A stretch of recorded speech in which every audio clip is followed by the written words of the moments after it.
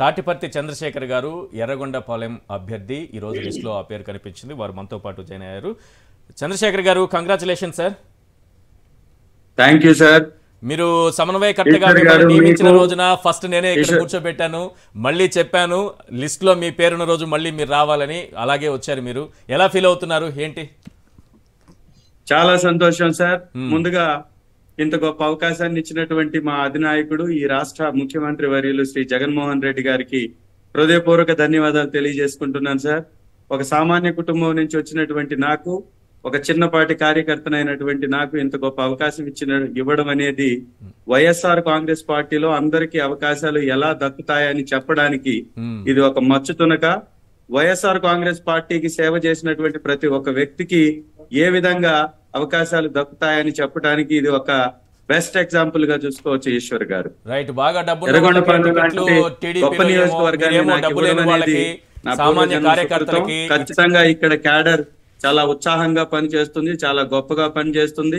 రాబోయే ఎలక్షన్స్ లో విజయ దుందుబి మోగించడానికి సిద్ధంగా ఉన్నాం. రైట్. ఇక్కడ చూస్తే టీడీపీలోనే వాళ్ళ పార్టీ నాయకులు, కార్యకర్తలే చంద్రబాబుని క్వశ్చన్ చేస్తారు. అంతా డబ్బున్న వాళ్ళకి ఇస్తున్నారు, ఎన్ఆర్ఐలకి ఇస్తున్నారు, పక్క రాష్ట్రం నుంచి తీసుకొచ్చి ఇస్తున్నారు, ఇలా క్వశ్చన్ చేస్తున్నారు. మీకేమో మీరు 175కి 175 టార్గెట్ పెట్టుకుని, చంద్రబాబు ఏమో డబ్బున్న మనుషులకి టికెట్లు ఇస్తూ ఉంటే మీలాంటి సామాన్య కార్యకర్తలకి టికెట్లు ఇచ్చేస్తున్నారు జగన్మోహన్ రెడ్డి గారు. ఎలా ఉంటుంది ఆ బ్యాటిల్? అదే సార్, డబ్బుతోటి, గర్వంతో, కులాలు మతాలు అనేటటువంటి వ్యవహారాలతోటి రాజకీయం చేసినటువంటి పార్టీలు గతంలో ఉండేవి, ఇప్పుడు కూడా కొనసాగాలని ప్రయత్నం చేస్తూ ఉన్నాయి. ఈ ప్రత్యేకించి తెలుగుదేశం పార్టీ చంద్రబాబు నాయుడు చేతుల్లోకి వచ్చిన తర్వాత అది ఒక రాజకీయ పార్టీగా కాకుండా రాజకీయ వ్యాపార పార్టీగా మారిపోయినటువంటి పరిస్థితి. డబ్బు ఎవరికుంటే వాళ్ళకి విచ్చలవిడిగా డబ్బుకు సీట్లు అమ్ముకున్నటువంటి చరిత్ర తెలుగుదేశం పార్టీ చరిత్ర. గతంలో బీసీలకి ఒకటంటే ఒక రాజ్యసభ సీట్ ఇవ్వకుండా 5 సంవత్సరాలు పరిపాలన సాగిందంటే బీసీలపై వారికి ఉన్నటువంటి వివక్ష ఎలాంటిదో అర్థమవుతుంది. వారి మీద ప్రేమ లేదని చెప్పడానికి అదొక ఉదాహరణ.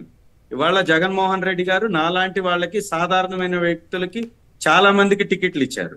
నాతో పాటు పార్టీలో పనిచేసినటువంటి వారికి చాలా మందికి టికెట్లు ఇచ్చారు. వారు సాధారణమైనటువంటి వారు. అదే తెలుగుదేశం పార్టీలో చూస్తే ఒకరికి ఇద్దరికి ఇచ్చి మళ్ళీ వాటి నుంచి కూడా విరమించుకున్నటువంటి పరిస్థితి ఆ పార్టీలో కనపడుతుంది. డబ్బుతోటి రాజకీయం చేయటం తెలుగుదేశం పార్టీ యొక్క విధానం అయితే, మతాలను అడ్డం పెట్టుకొని రాజకీయం చేయడం బీజేపీ లాంటి పార్టీలకి వారి విధానంగా మారిపోయింది. ఏ కులాన్ని, ఏ మతాన్ని, ఏ ప్రాంతాన్ని చూడకుండా కేవలం పని చేయడమే అర్హతగా తీసుకొని ప్రాధాన్యతనిస్తూ అన్ని సామాజిక వర్గాలకి న్యాయం జరిగేలాగా చేస్తుంది కేవలం జగన్మోహన్ రెడ్డి గారు మాత్రమే. ఈ రాష్ట్రంలో కాదు, ఈ దేశంలో కూడా ఎస్సీ, ఎస్టీ, బీసీ మైనారిటీకి ఇంత పెద్ద ఎత్తున పదవులు కట్టబెట్టినటువంటి ప్రభుత్వం లేదు. 70 నుంచి 80% పదవుల్ని ఖచ్చితంగా ఎస్సీ, ఎస్టీ, బీసీ మైనారిటీలకే ఇచ్చినటువంటి ప్రభుత్వం మాది. ఇవాళ ఎమ్మెల్యే టికెట్ల విషయంలో కూడా చాలా మంది బీసీలకి అవకాశం దక్కింది. ఎస్సీలకి ఎలాగూ 29 స్థానాల్లో టికెట్లు ఇచ్చారు. ఎక్కడా రిజర్వేషన్ లేనటువంటి బీసీలకు కూడా పెద్ద ఎత్తున టికెట్లు ఇచ్చినటువంటి పార్టీ వైఎస్ఆర్ కాంగ్రెస్ పార్టీ అండి.